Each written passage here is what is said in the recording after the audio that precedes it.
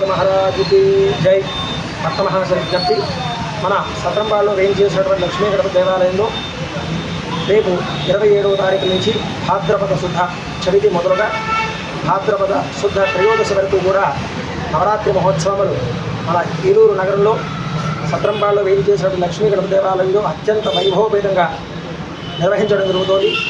కాబట్టి భక్తులందరూ కూడా ఈ విషయాన్ని గమనించి అందరూ కూడా స్వామివారి నవరాత్రి మహోత్సవాన్ని పురస్కరించుకుని నవరాత్రి మహోత్సవాల్లో భక్తులందరూ కూడా ఉదయము సాయంకాలము స్వామివారి దర్శనం చేసుకుని అదేవిధంగా స్వామివారికి పంచామృత తీర్థ ప్రసాదాన్ని స్వీకరించి స్వామి యొక్క ఆశీస్సులు పొందాలని కోరి ప్రార్థిస్తూ భక్తులందరినీ కూడా సరైనంగా ఆహ్వానించడమైంది. అదేవిధంగా భాద్రపద శుద్ధ చవితి రోజున స్వామివారి నవరాత్రి మహోత్సవాల్లో ఉదయం 11:11 చిత్తా నక్షత్రయుక్త కళ్యాణలగ్నమునందు స్వామివారి నవరాత్రి మహోత్సవములు అత్యంత వైభవయుతంగా నిర్వహించడం జరుగుతుంది, ప్రారంభమవుతున్నాయి. కాబట్టి భక్తులందరూ కూడా ఈ విషయాన్ని గమనించి స్వామి యొక్క ఆ రోజున అందరూ కూడా ఉదయం సాయంకాలం స్వామివారి దర్శనం చేసుకుని స్వామి యొక్క ఆశీస్సులు పొందాలని కోరి ప్రార్థిస్తూ భక్తులందరినీ కూడా సైనికంగా ఆహ్వానించమైంది. అదేవిధంగా కార్యక్రమాల వివరాలకు వచ్చినట్లయితే కనుక 27వ తారీఖున వరసిద్ధి వినాయక స్వామి యొక్క వ్రతకల్పము, అలాగే గణపతి పూజ, స్వస్తి మంజాహవాచన, అలాగే ఆదిత్యాది నవగ్రహ మండపారాధన, అలాగే దీక్షాధారణ, అంకురార్పణ, వరసిద్ధి వినాయక స్వామి యొక్క వ్రతకల్పాన్ని యథావిధిగా నిర్వహించడం జరుగుతుంది. అలాగే 28వ తారీఖు గురువారం స్వామివారి నవరాత్రి మహోత్సవాన్ని పురస్కరించుకుని స్వామివారికి ఇష్టమైనటువంటి గరిక పత్రంతో సంపూర్ణంగా స్వామి గర్భాలయంలో ఉత్సవం పూర్తి దగ్గర గరిక పత్రంతో అంచనా కార్యక్రమం, అలాగే 29వ తారీఖున శుక్రవారము స్వామివారి దేవాలయ ప్రాంగణంలో స్త్రీలందరి చేత కూడా సామూహికంగా లక్ష్మీ కుబేర వ్రతము, అలాగే గో పూజా కార్యక్రమం నిర్వహించడం జరుగుతుంది.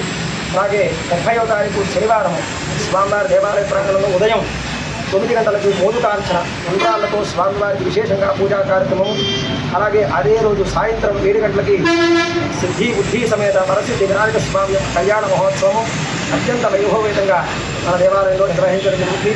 31వ తారీఖు ఆదివారం స్వామివారికి ఉదయం 10 గంటలకి స్వామికి అనేక రకాలైనటువంటి పుష్పాలతో పుష్పయాగము, పుష్పార్చన కార్యక్రమం నిర్వహించడం జరుగుతోంది. అలాగే 1వ తారీఖు స్వామివారికి నవరాత్రి మహోత్సవాల్లో 1వ తారీఖు సోమవారం రోజున సాయంకాలం 7 గంటలకి జ్యోతిర్లింగార్చన కార్యక్రమం, అలాగే 2వ తారీఖు మంగళవారం స్వామివారి దేవాలయంలో విశేషంగా ఉదయం 8 గంటలకి మహన్యాసపూర్వకంగా ఏకాదశ త్రిజనులతో స్వామికి రుద్రాభిషేక సేవా కార్యక్రమం, అలాగే 3వ తారీఖు బుధవారం స్వామివారి దేవాలయంలో లక్ష్మీ గణపతి యొక్క యజ్ఞాన్ని నిర్వహించడం జరుగుతుంది.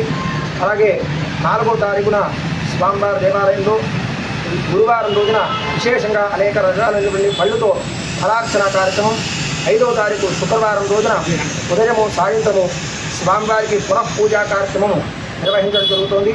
కాబట్టి ఈ నవరాత్రి మహోత్సవాన్ని పురస్కరించుకొని స్వామివారిని అందరూ కూడా ఈ యొక్క 9 రోజులు కూడా స్వామివారికి ఉదయము సాయంత్రము నిత్యము కూడా స్వామికి అభిషేక సేవ, అలాగే సహస్రనామార్చన, అదేవిధంగా స్వామివారికి రాత్రి 8 గంటలకి పంచహారతులు, అలాగే దర్బార్ సేవ, వేద ఆశీర్వచన స్వస్తి కార్యక్రమాలు నిర్వహించడం జరుగుతోంది.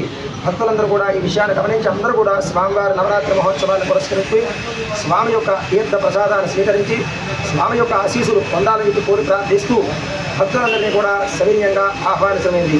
అదేవిధంగా ఈ నవరాత్రి మహోత్సవాన్ని పురస్కరించుకుని మన ఈవో గారి సమక్షంలో స్వామివారి యొక్క నవరాత్రి మహోత్సవాలు వైభవపేతంగా నిర్వహించడం జరుగుతోంది. భక్తులందరూ కూడా ఈ విషయాన్ని గమనించి స్వామి యొక్క ఆశీస్సులు పొంది స్వామి యొక్క అనుగ్రహానికి పాత్రులు కండి. స్వస్తి. జై బోలో గణేష్ మహారాజ్ జై.